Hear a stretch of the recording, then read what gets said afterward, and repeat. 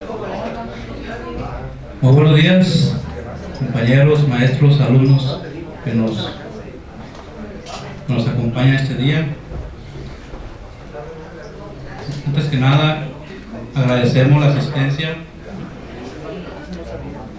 a este tercer día consecutivo de festejos del 5º aniversario del Centro de Estudios sobre Desarrollo Local, Económico y Local, el CEDEL. El día de hoy tenemos la valiosa participación del maestro en Ciencias César Miguel Valenzuela Espinosa, que nos expondrá un tema muy interesante, relevante y desde luego muy pertinente, y muy pertinente a la cuestión de desarrollo económico local. Sí, el tema de hoy a tratar es reforma integral de los municipios de Sinaloa. Y antes de entrar en el desarrollo de esta conferencia, permítame hacer una breve reseña acerca de la trayectoria tanto profesional como laboral del maestro que nos acompaña, César Miguel Espinosa Valenzuela. El maestro César Miguel realizó estudios de licenciatura en Economía en esta facultad, así como estudios de maestría en Ciencias Económicas por parte del CIDE, Centro Económica de Docencia Económicas, y estudios doctorales en Gobierno y Administración Pública realizadas en el Instituto Universitario Ortega y Gasset en Madrid, España. También realizó un diplomado en Transparencia y Combate a la Corrupción realizado en el Centro de Investigación y Docencia Económicas, CIDE.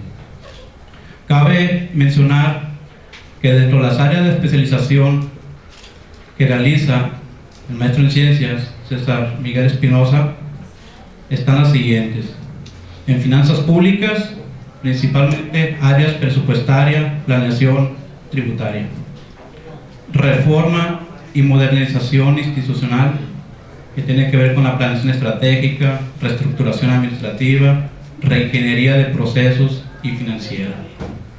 También dedica parte de su tiempo a la implantación de políticas públicas, transparencia y rendición de cuentas, dirección de proyectos internacionales de capacitación, especialmente con la Fundación José Ortega y Gasset de España, Universidad Complutense de Madrid, OSD, CEPAL y organismos gubernamentales de México principalmente. Actualmente es profesor investigador de nuestra facultad, FACES, y presidente del Colegio de Economistas del Estado de Sinaloa. Ha sido socio consultor de AXE Consultores, empresa con más de 10 años de experiencia proporcionando asesoría y capacitación a instituciones gubernamentales y organizaciones empresariales. Ha fungido como vicepresidente del Instituto de Administración Pública de Sinaloa. Ha sido tesorero municipal en el 4º municipio más importante de la entidad, Sinaloa. Hasta el 31 de diciembre de 2010 se desempeñó como funcionario del gobierno del estado de Sinaloa por más de 20 años, o sea que ya tiene una trayectoria laboral considerable, ocupando también cargos de alta responsabilidad en las áreas de finanzas, planeación, transparencia, rendición de cuentas. Entonces, pues, no me queda más que ceder el micrófono al maestro César Miguel para que nos ilustre con su tema, que creo que es de demasiada relevancia e importancia. Maestro. Bien, muchas gracias. Antes que nada, pues muchas gracias por la presentación y sobre todo muchas gracias al centro que hoy está festejando por tercer día el 5º aniversario. Esperamos que sean muchos más y pues agradecer esta distinción para participar en este evento.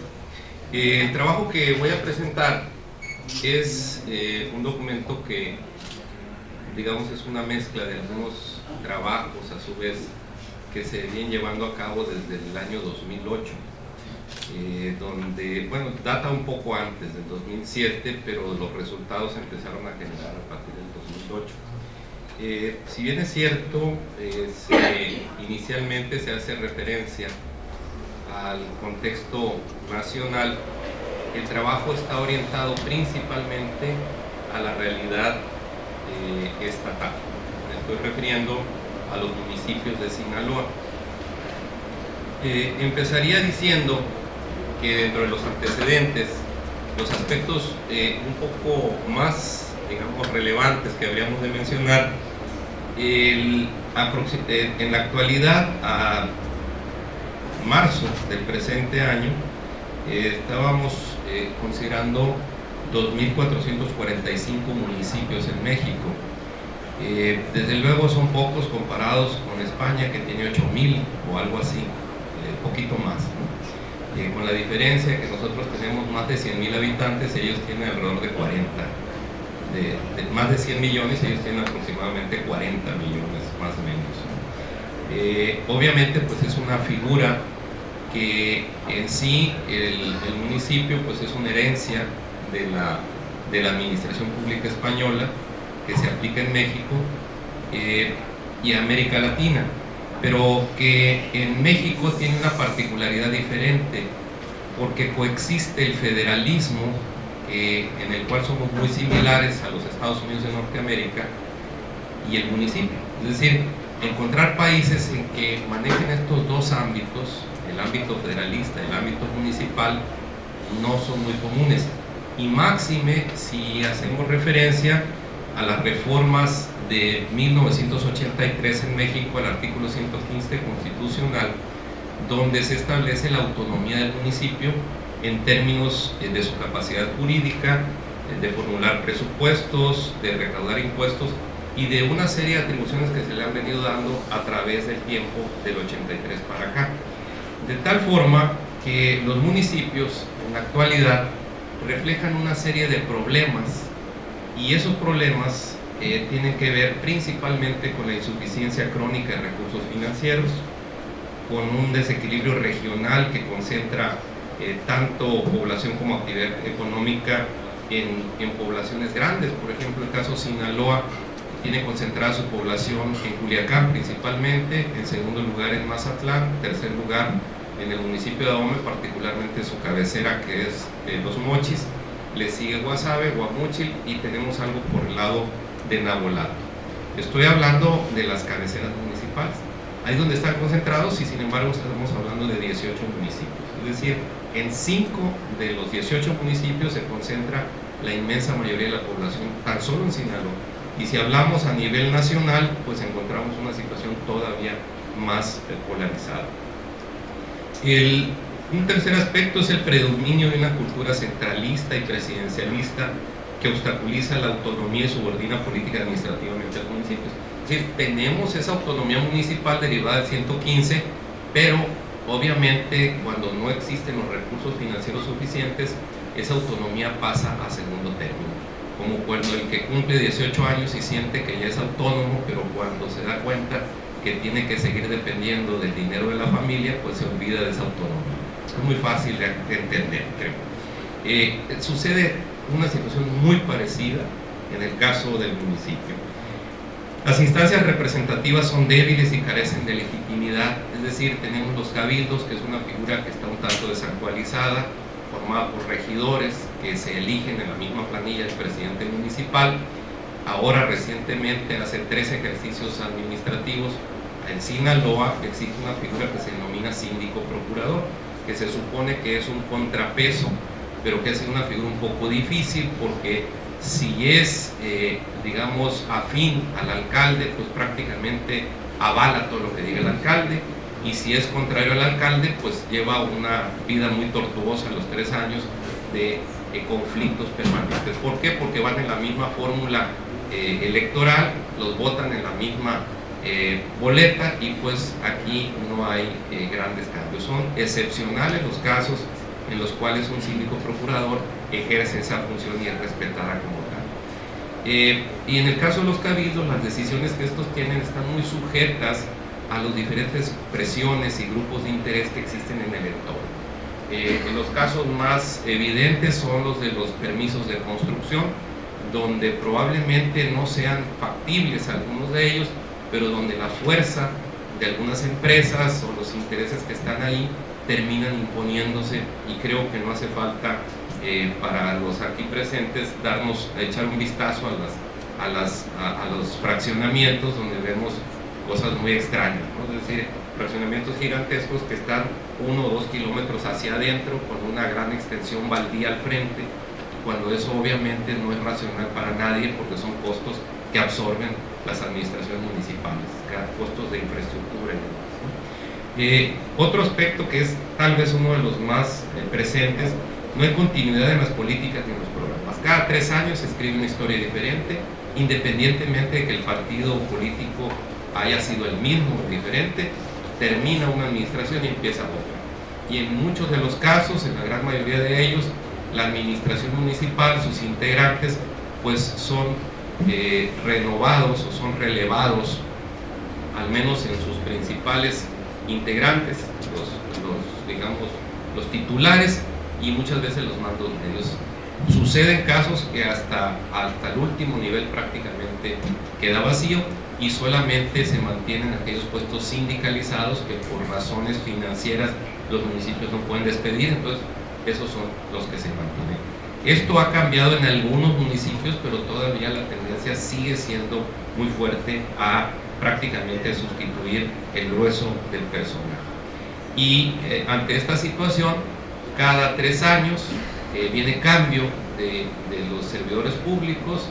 El primer año es la curva de aprendizaje, y cuando viene el segundo año, que más o menos ya se va entendiendo un poco, pues prácticamente es para hacer lo que ya se entendió, y el tercero pues ya nos vamos, ¿no? Entonces esta es una dinámica que se vive en todo el país, y Sinaloa no es la excepción.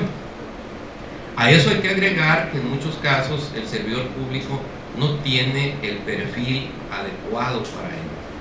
Con esto no quiero decir que ningún municipio funcione, quiero aclarar, hay excepciones donde hay funcionarios públicos que se han mantenido, que son excepción de la regla, pero sobre todo en las áreas de obra pública, en las áreas de finanzas, hay algunos garbanzos de libra, dígase de esa manera, que han sido la excepción, no la regla, lamentablemente. Dentro de la misma situación, precisamente es una dependencia casi total de los recursos externos. La recaudación de ingresos, como ya decíamos, sus figuras son débiles. La autoridad fiscal municipal, entiéndase las tesorerías, no tienen el respeto suficiente por los contribuyentes, dado que ante una situación donde el sistema de administración tributaria, que es la instancia federal recaudadora de impuestos, emite un aviso de cobranza, este es obedecido en lo inmediato. Si lo emite el Seguro Social, inmediatamente se cumple. Si lo emite el Infonavit, se cumple. Si lo emite el gobierno estatal, a veces se cumple, o más o menos se cumple. Y si lo emite el municipio, a ver cuándo se cumple, ¿sí? Y finalmente esto tiene un efecto perverso, porque a nivel de las finanzas municipales y de las juntas de agua potable, los cobros, los requerimientos normalmente son negociables. Es decir, vamos a dar una ampliación al plazo. El plazo normalmente son los meses de enero y febrero, pero todos los años se amplía al mes de marzo. Pero últimamente ya estamos tomando la costumbre de irnos a abril o a mayo, ¿sí? Por diversas razones.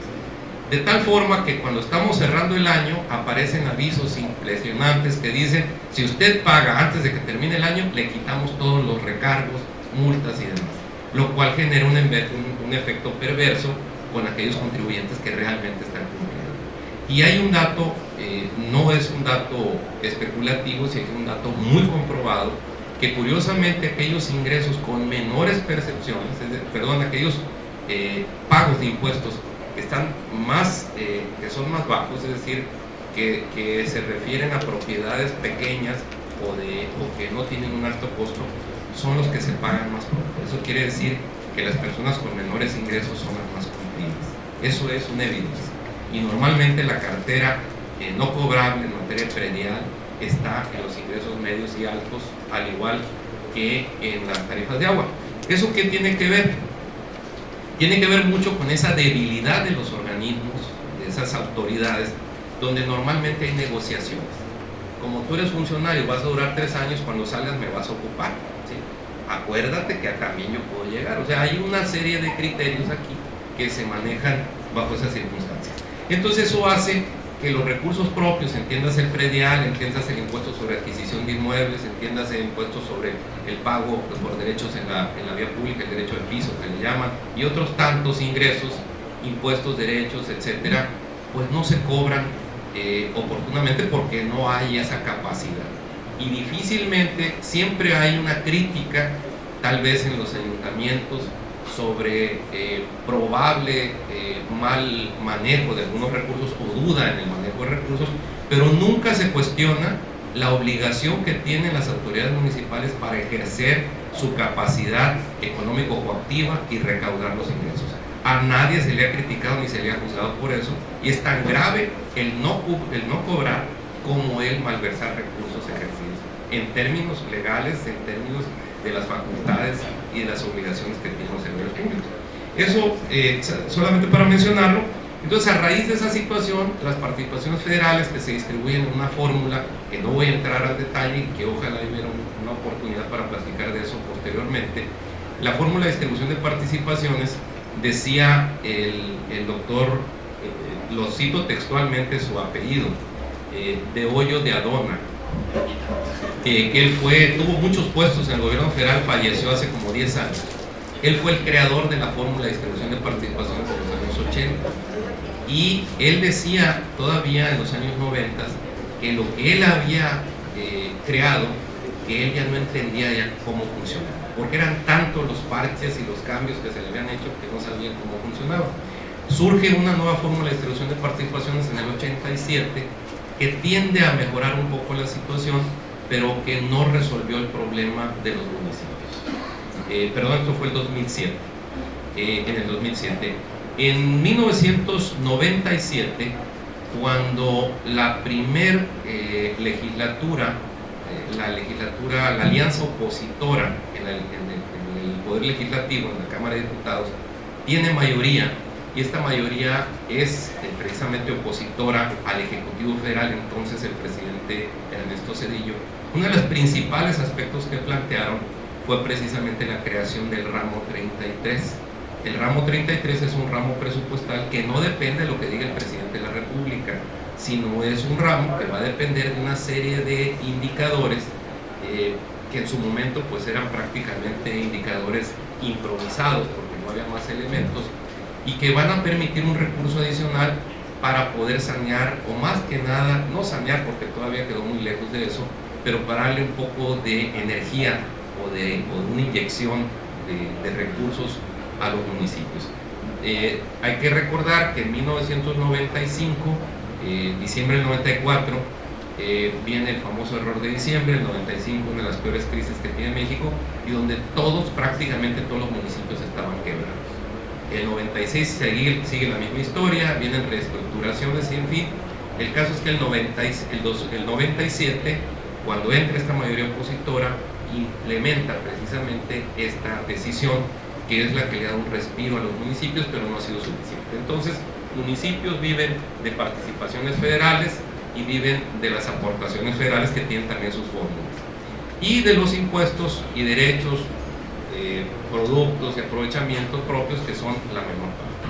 Pero hago toda esta referencia para que ustedes tengan el antecedente de la seriedad del problema, y como consecuencia de ello los servicios básicos van a ser insuficientes: recolección de basura, infraestructura urbana, pavimentaciones, etcétera, van a ser insuficientes. Va a haber, porque lo hemos estado viendo, mucha pavimentación y obra de esta naturaleza, pero eso no significa que sean suficientes o que van al ritmo que la misma población lo requiere. Y eso, desde luego, genera escasos incentivos en los municipios para poder, digamos, ofertar, promover el desarrollo. Sabemos que el desarrollo de un municipio ahora depende de eso. Ya pasaron los tiempos en que el gobierno federal o estatal decía, municipio, te va tanto dinero para que funciones. Eso ya no existe porque el Estado está en las mismas, ¿sí? Y entonces las posibilidades de generar más ingresos dependen de empresas que vengan, se establezcan, detonen empleos, generen derrama económica, y para que eso ocurra pues debe haber infraestructura adecuada, debe haber determinados elementos que en un municipio que no tiene recursos difícilmente los va a tener. Es decir, una empresa relevante no va a ir a instalarse en un municipio, en una ciudad donde se carece de los servicios básicos, ¿sí? No estamos hablando que falte agua potable, ¿no? El agua potable creo que es un problema que está prácticamente solventado, igual que la energía eléctrica, pero estamos hablando de suficientes espacios en términos de infraestructura urbana, de equipamiento urbano, de que esos municipios generan precisamente que su brecha prácticamente se reproduce esa distancia entre municipios desarrollados y municipios atrasados, al no contar con ello, y por lo mismo las grandes inversiones se van a radicar ahí, a excepción que se trate, en el caso que se está dando ahorita en Sinaloa, de inversiones en minería que están llevando inversiones fuertes a la zona alta de Sinaloa, que tradicionalmente ha sido la más atrasada, o algunos proyectos de agricultura protegida, algunos proyectos de ganadería intensiva y otros similares. Fuera de eso, o algunos temas de pesca muy focalizados, fuera de eso difícilmente vamos a encontrar este tipo de situaciones, donde Sinaloa, dígase de esa forma, es una excepción y es un privilegiado en relación con el resto. Imagínense cómo están los municipios del resto del México.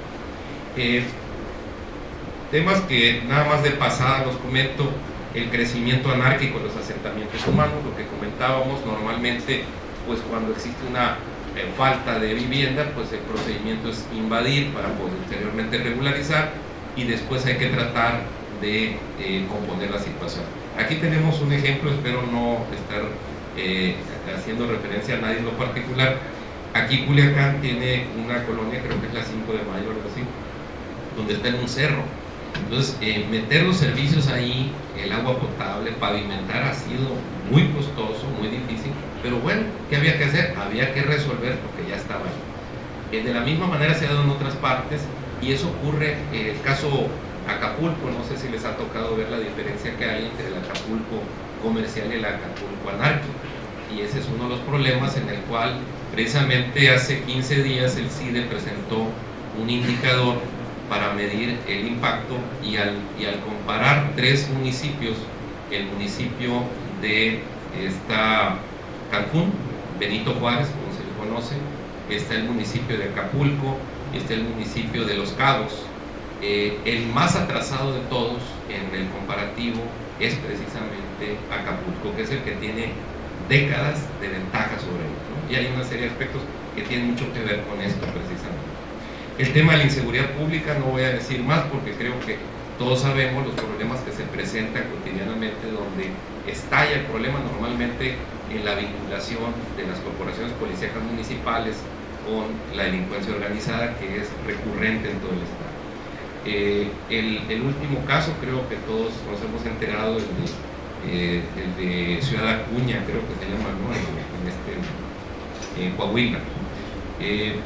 La descoordinación intergubernamental, no hay una integración de lo que se conoce como las relaciones intergubernamentales, o entre municipios o municipio-estado, municipio-estado-federación. Lo que vemos en otras partes, donde varios municipios se pueden asociar o se pueden agrupar para tener estructuras, si no una estructura municipal, por ejemplo, reunimos operadores de agua potable que puedan permitir reducir costos, elevar eficiencia y demás. El problema de la contaminación, también recurrente. El problema de estas figuras representativas débiles, prácticamente ponen en desventaja la posibilidad de que se establezcan criterios fuertes que puedan ser respetables por parte de las empresas que se establecen, y que deban precisamente de someterse a una norma de protección del medio ambiente. Ese es otro punto. Y por último, la falta de canales adecuados de interlocución entre ciudadanía y gobierno ante un tejido social diverso y complejo. Es decir, los mecanismos tradicionales están muy agotados, se han abierto mecanismos con cortes populistas, no necesariamente obedecen a esa vinculación de satisfacción del usuario, donde el usuario puede expresar: me parece correcto en la forma en que estás dando el servicio de recolección de basura, o te está fallando en el tema de reparación de baches, o algún otro dato. Esa comunicación no es del todo ágil ni debida, digamos, no existe la suficiente interlocución entre las partes.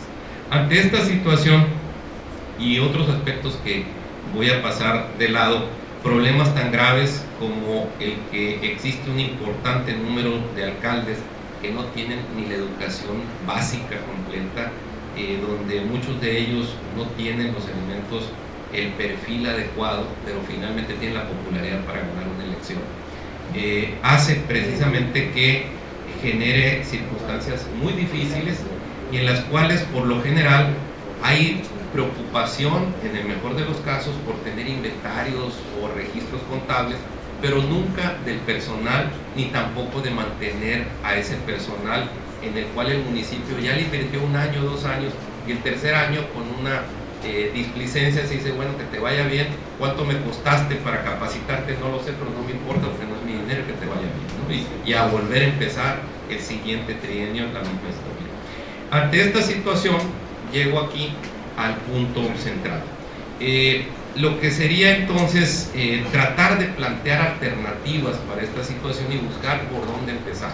Como se darán cuenta, es un tema un poco complejo, tiene muchas dificultades. La pregunta: ¿por dónde empezar para tratar de buscar alternativas? Obviamente no de soluciones mágicas, porque creo que esas nunca existen, pero finalmente se busca precisamente un nuevo esquema de funcionamiento de las administraciones públicas municipales. Para ello se definió una metodología para la realización de trabajos enfocada en 3 vertientes: reforma en el marco jurídico normativo, reformas en los mecanismos de participación social y reformas en las estructuras y procedimientos administrativos.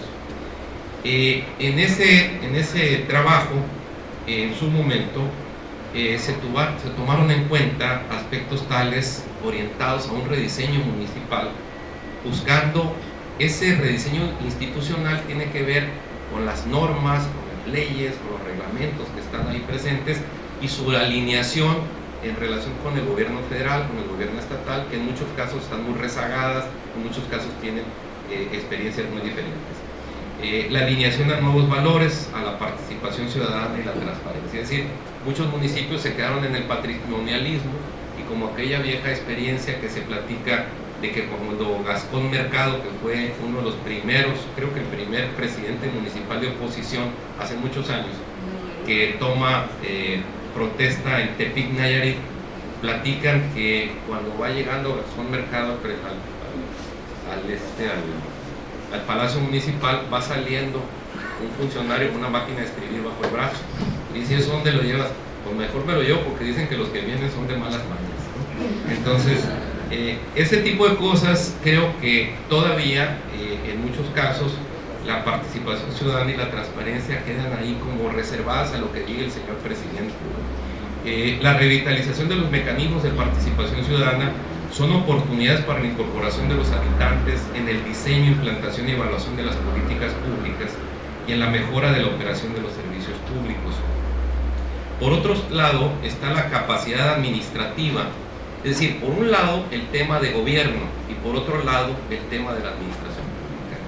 Y cuando hablamos de administración pública se habla de modernización municipal, en adaptación y mejora de estructuras administrativas, en las capacidades gerenciales, manejo financiero y adaptación tecnológica. Es decir, que el municipio se meta al uso de nuevas tecnologías, que el municipio, por ejemplo, hay municipios en los cuales están cerrados a la posibilidad de crecer en materia de recaudación del predial, porque dicen: es que no tenemos los elementos y nos cuesta muy caro un vuelo fotogramétrico para poder tener las superficies actualizadas, cuando en realidad existe algo que se llama Google Earth, ¿sí?, que no tiene tal vez la precisión, pero sí da un aproximado, y mientras averiguamos te cobro y tú demuéstrame que no es lo que te estoy cobrando, ¿no?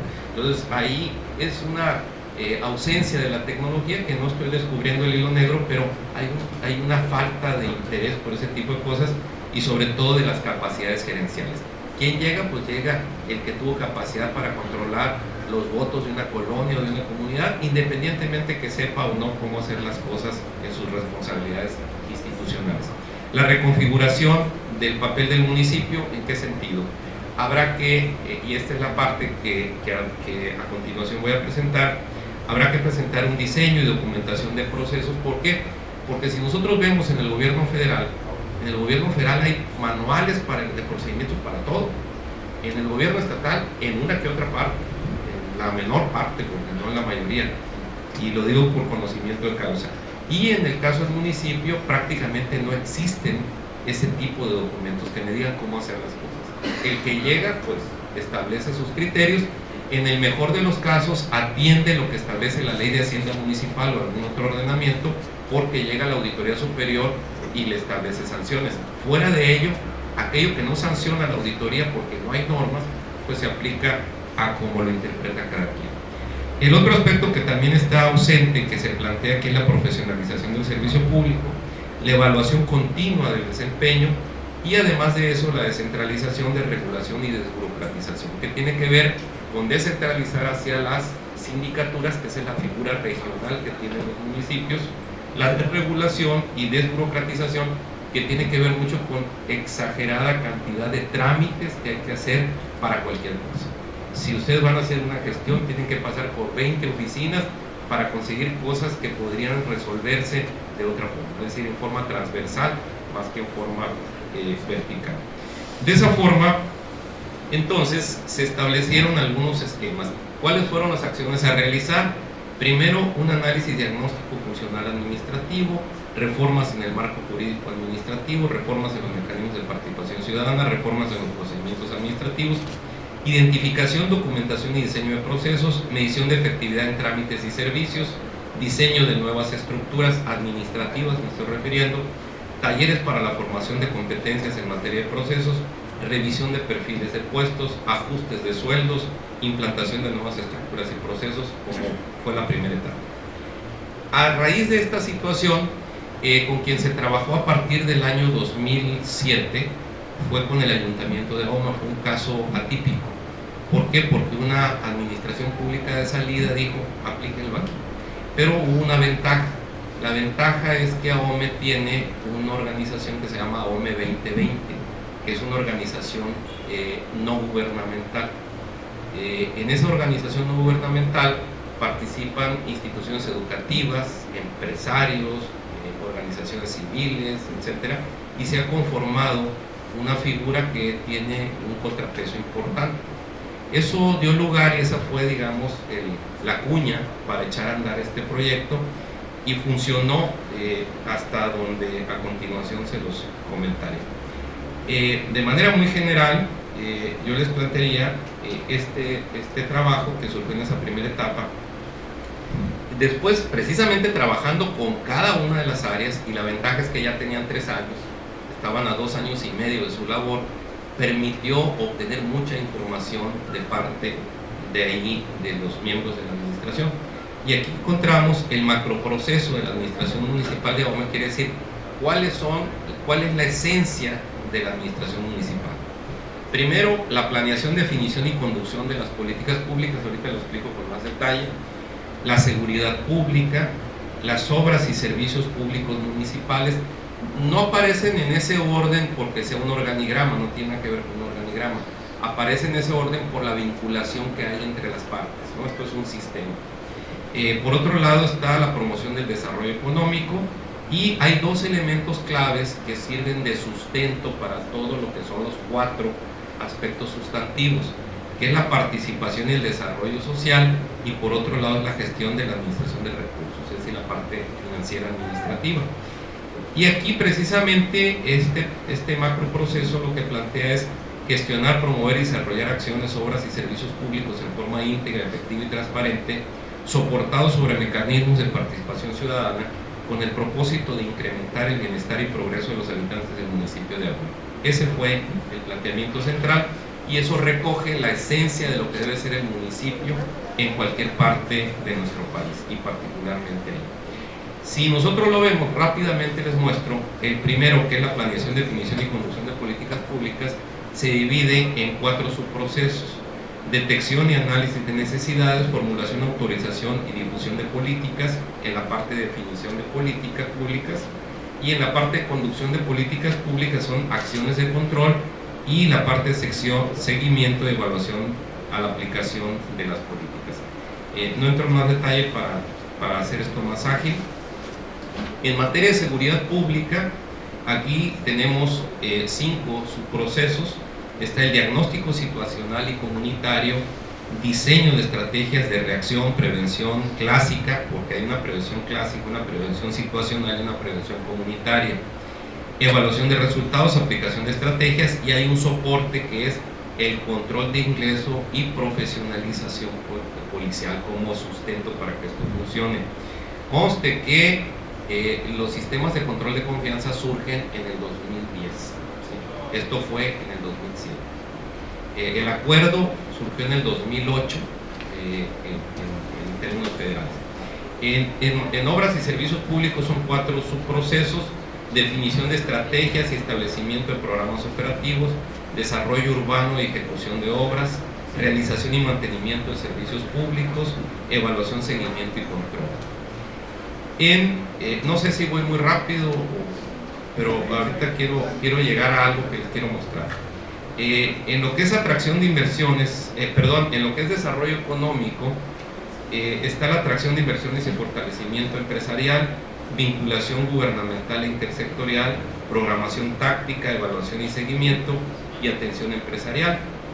En lo que corresponde a participación y desarrollo social, están 5 subprocesos: detección de necesidades sociales, planeación de atención de necesidades sociales, atención ciudadana en el centro de todo esto, involucramiento y participación ciudadana, y promoción y difusión. Y por último, lo que es la gestión de la administración de recursos, con 5 subprocesos: programación operativa de recursos, gestión, captación y obtención de recursos, asignación de recursos, evaluación, seguimiento y control, desarrollo humano. Todos estos elementos, en cada caso, y les aclaro, no lo vamos a ver a detalle para que no se asusten, pero sí les quiero mostrar un botón de esto. En el caso, podríamos ver gestión y administración de recursos. Si ustedes se dan cuenta, aquí están los diferentes. Cada uno de ellos contiene los diagramas de flujo. ¿A qué me refiero con los diagramas de flujo? Cada paso de los que están aquí mencionados, cada uno de los que están aquí mencionados están, por ejemplo, aquí, asignación de recursos. La asignación de recursos tiene cada uno de estos elementos aquí considerados. Por ejemplo, cómo se hace la aplicación de recursos de cheques diversos, cómo se hace la aplicación de recursos materiales, de recursos de requisiciones de servicios. Son requisiciones en cada caso, de aplicaciones, de mecanismos de aplicación, de presupuesto de egresos. Cada uno está debidamente normado. Por ejemplo, voy a mostrar uno de ellos para que lo observen. Y aquí encontramos este procedimiento que establece claramente a qué se refiere, pero donde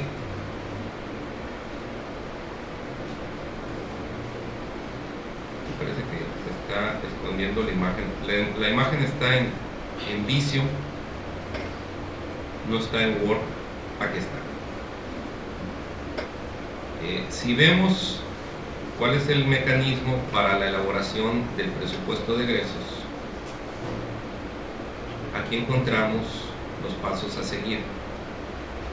¿Qué encontramos? Por un lado, no sé si se alcance a ver, está el inicio de la actividad que se tiene por parte del tesorero. Se lleva a cabo lo que está ahí, ¿cómo dice ahí la primera? Perdón, ¿qué? Bueno, lo que pasa es que son, por sus características, son letras muy pequeñas para que esté esto debidamente diagramado. Cada una de las actividades que tienen que llevarse a cabo para que lleve a cabo el tesorero. Después, lo que le corresponde al director de administración, en su caso, y al director de egresos, donde ya finalmente sale la aplicación de los recursos. Son los pasos en cada situación. ¿Cuántas situaciones de estas son? N, y en cada una de ellas están documentadas. ¿Qué es lo que permite esto? Tener referencias para que quien ocupe los puestos, si el día de mañana hay un cambio, la persona que llega se capacita siempre y cuando tenga los elementos técnicos suficientes para entenderlos de manera clara. Esto igual lo podemos ver, bueno, ¿y qué otros elementos? Todos estos son algunos de los que se consideran como los procedimientos a seguir, si los encontramos en cada caso. Pero vamos a tener, por ejemplo, monogramas que nos dan un poquito más de detalle al respecto. Y estos monogramas, que son un poquito más entretenidos que lo anterior, hacen referencia, por ejemplo, cómo en tesorería se lleva a cabo una gestión. Dice, por ejemplo, dirección de ingresos, realizan proyección estimada de ingresos a recaudar durante el periodo en ejercicio. La tesorería, la dirección de ingresos analiza las participaciones federales y estatales asignadas al municipio. La dirección de desarrollo económico, desarrollo social, obras públicas realiza estimaciones de posibles gestiones de recursos adicionales. La tesorería analiza el gasto operativo del ejercicio anterior por dependencia, rubro y programa. Aquí se determina el porcentaje del ingreso que será destinado para el gasto operativo. El presidente municipal, secretario del ayuntamiento y tesorería determina el porcentaje del ingreso que será destinado para obras públicas, que en realidad debiera de ser en la instancia de planeación y no esta, ¿no? Y finalmente se hace la organización operativa de recursos. Este es un ejemplo de muchos que podemos encontrar aquí, nada más para que se den una idea de lo que son estos hologramas, estos monogramas. Como se darán cuenta, hay uno para cada situación, nada más en lo que se refiere a este punto que cuando estamos hablando de la asignación de los recursos. En cada caso, como yo les mencionaba, gestión y administración, obras y servicios públicos, participación y desarrollo, políticas públicas, promoción del desarrollo económico, seguridad pública, tenemos un desglose. Por ejemplo, voy a abrir el de obras y servicios públicos, nada más lo voy a mencionar muy rápido para que ustedes se den una idea. Esta es una parte, la parte genérica de esta fase, y sería lo siguiente. Aquí tenemos, como ya vimos, el macroproceso. Esto ya sería particularmente el proceso de obras y servicios públicos. Aquí cada uno de esos subprocesos se abre, si se dan cuenta, el subproceso es definición de estrategias y establecimientos de programas operativos. Se abre en determinación de estrategias de operación, organización de programas de operación, calendarización y definición de responsables por programa. En el caso de desarrollo urbano y ejecución de obras, a su vez tiene 5 actividades: preparación de requerimientos, cotización y contratación de obra pública, regulación de obras públicas y privadas, construcción de obra pública, evaluación y seguimiento de obras. En el caso de realización y mantenimiento de servicios públicos, mantenimiento y conservación de áreas comunes y vialidades, regulación administrativa y mantenimiento de mercados, recolección y disposición final de basura, administración, conservación y regulación de panteones, instalación, mantenimiento y conservación de alumbrado público. En evaluación, seguimiento y control, monitoreo de resultados y avances de proyectos, sistema de seguimiento de proyectos, establecimiento de acciones de control. Y esto da lugar a indicadores. Todo esto que les estoy comentando, debo de aclarar, está tomado de la legislación existente, pero la legislación no dice que esto se debe hacer así. Esto surge de sacar información y hacer los estudios de campo y ver cómo se tienen que hacer las cosas, y de ahí se describe este trabajo. De ahí surgieron precisamente del trabajo estas fórmulas de cálculo, los indicadores, lo que se conoce como eficacia en obras y servicios públicos. Hay índice de obras municipales, índice de servicios municipales, cobertura de servicios públicos. Todos estos, ¿no? Hay indicadores de cobertura, de calidad, de eficiencia, de alineación de recursos. Aquí tenemos otros cuantos, en fin. Todos estos son indicadores en los cuales la administración ya no depende tanto de lo que el periódico diga a favor o en contra, porque le cayó bien o le cayó mal, con todo el respeto si está alguno de los medios de comunicación presente, sino que tendrán elementos fehacientes para poderlo demostrar. Cada área está así planteada.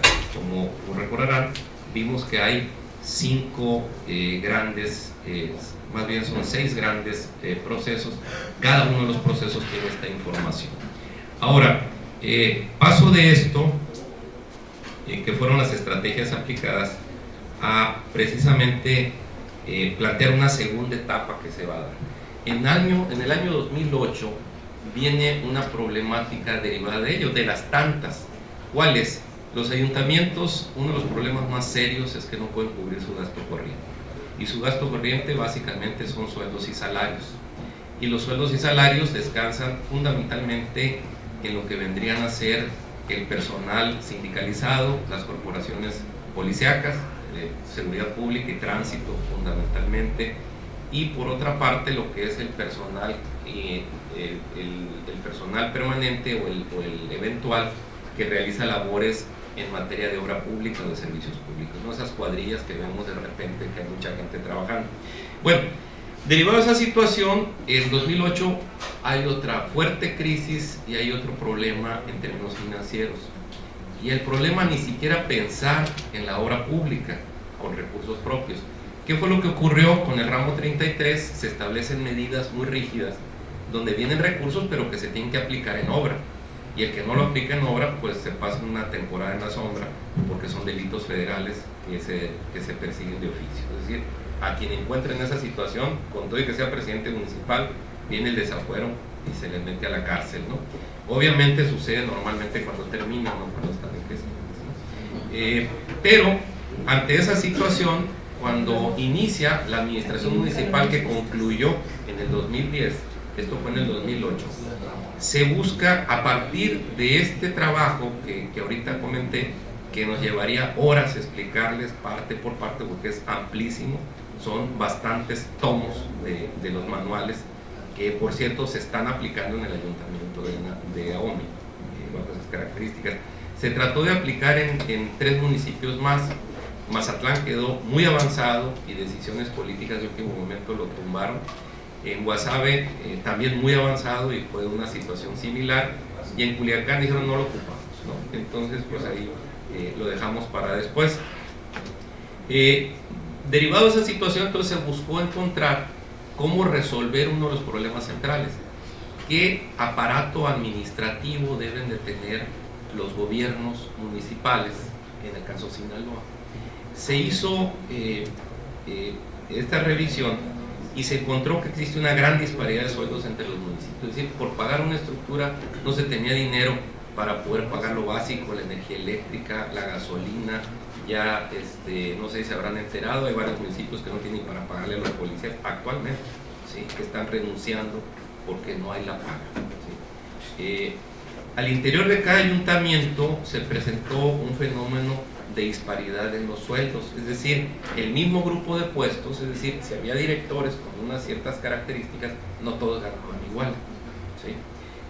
Con excepción de municipios como Guasave y Nabolato, que se asignaban, estaba hablando del 2008, el mismo sueldo por grupo de puestos, es decir, había un mismo grupo de puestos, ganaban lo mismo, pero en 16 de ellos era completamente anárquico, ¿sí? Analizando la racionalidad o irracionalidad de la composición salarial, se encontró que la asignación de estos no correspondía a las responsabilidades de los puestos, es decir, había gente de muy bajo nivel que ganaba mucho y había gente de alto nivel que no ganaba mucho. ¿Por qué? Bueno, pues ya se han de imaginar, ¿no? Entonces, por lo anterior, a partir de datos analizados, el patrón de comparación permitió establecer ciertos criterios para poderlo entender como tal. En esa situación se propuso entonces un esquema de una tipología de 3 municipios. El municipio tipo A, donde se consideraron Culiacán, Mazatlán, Ahome y Guasave. Municipio tipo B, Escuinapa, Rosario, Elota, Nabolato, Salvador Alvarado, Mocorito, Angostura, El Fuerte. Y el municipio tipo C, Choix, Sinaloa, Osalá, Concordia, San Ignacio, Veraguato. Los del tipo C son los municipios, como saben, más digamos débiles, que tienen menos ingresos. Culiacán, Mazatlán, Ahome y Guasave son los que tienen un poco más de recursos, y los de la estructura B son la tabla media, ¿no? Bajo esas circunstancias se escogieron 3 municipios tipo que estuvieran dentro de estas características y se escogió El Fuerte dentro de los tipo B, Cozalá tipo C y Mazatlán tipo A.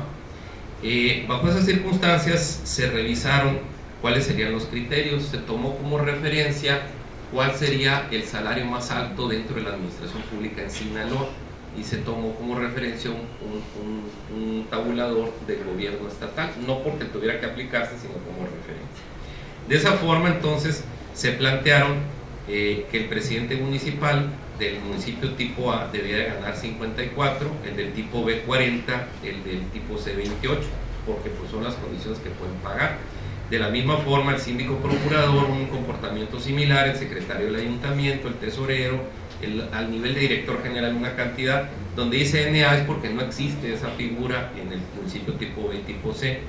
En el caso de los directores, pues ahí vemos una diferenciación, los jefes de departamento no hay mucho cambio, y el encargado de área, en el caso de los municipios tipo A no existe, y en los tipo B y C es donde más se presenta. ¿Qué pasó en el ayuntamiento de Mazatlán? Esta es una información que obviamente no la alcanzan a apreciar.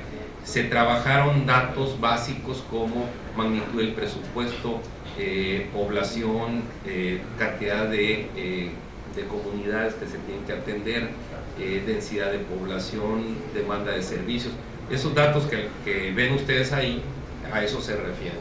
Datos tomados de INEGI, datos tomados en algunos casos locales. Aquí yo le había pedido a José Luis Hernández que él hiciera esta explicación porque él trabajó esta parte, pero bueno, él declinó hacerlo, que dijo que ya mejor para no entretener esto. Bueno, en el caso de la estructura, esto que aparece como estructura actual fue algo que estaba publicado, y alguno de esos sigue publicado en la página web de Transparencia de los Municipios, y se propuso bajo eso una estructura alternativa a partir de esos procesos que se supone que deben de existir en cada caso. Para el organigrama tipo A no voy a entrar en detalle por las características, pero sí les puedo mencionar esto. Al final, al hacer un comparativo entre la estructura salarial vigente en ese momento y la estructura salarial propuesta a partir de lo que debían de ser sus funciones y sus responsabilidades, se alcanzaba en los municipios tipo A hacer un ahorro de 6.291.553 en términos comparativos, ¿no? En el caso del Ayuntamiento del Fuerte, con toda esta información también, esta era la estructura vigente en ese momento, esta fue la que se propuso. Si ustedes se dan cuenta, ustedes dirán, bueno, es más grande la posterior que la anterior. No, lo que pasa es que la que estaba vigente pues no tenía ni siquiera detalles, es decir, a quien cobraba y no sabía ni de quién dependía en muchos casos, ¿no? Es decir, era una especie de digamos, grupo de personas poco organizado. Por eso aquí se detallan hasta el último nivel de responsabilidad. Y aquí la diferencia sí es una diferencia a favor, es decir, en esas estructuras, ¿qué pasa? En los tipo B, la vigente era más barata que la propuesta, pero la vigente prácticamente tenía vacías muchísimas áreas que no se atendían. Entonces, aplicando el modelo donde deben de tener esos servicios, digamos las funciones básicas, esto crecía en esos términos, ¿no? Y por último, en el caso de Cozalá, tenemos una estructura entre la vigente y la propuesta. Aquí sí se hacía un ahorro. El ahorro no era muy grande, de 203.000 y fracción de pesos. Estos son los diferentes criterios que están aquí planteados. Como yo les decía hace un momento, estos esquemas se han aplicado, en algunos casos han desembocado en sistemas de gestión de calidad. El caso de AOME ya ha hecho la certificación ISO 9001 en la Junta de Agua Potable, en la Tesorería Municipal, en algunos otros casos. El problema, como verán ustedes en esta situación, llega a su fin y viene una nueva administración y pues los pusieron debajo del tapete lo que había y empezó de cero, ¿no? Entonces algunos ayuntamientos lo tomaron, otros lo tomaron a medias, pero este esquema está ahí vigente. Esto no significa que no deban de hacerse algunos ajustes a través del tiempo. Creo que es conveniente. De 2008 para acá pues han pasado 4 años y deben de hacerse algunas adecuaciones tal vez, pero en términos generales el modelo, me atrevo a decir que sigue teniendo la vigencia. Por mi parte eso es todo, y si tienen alguna pregunta con mucho gusto. Gracias.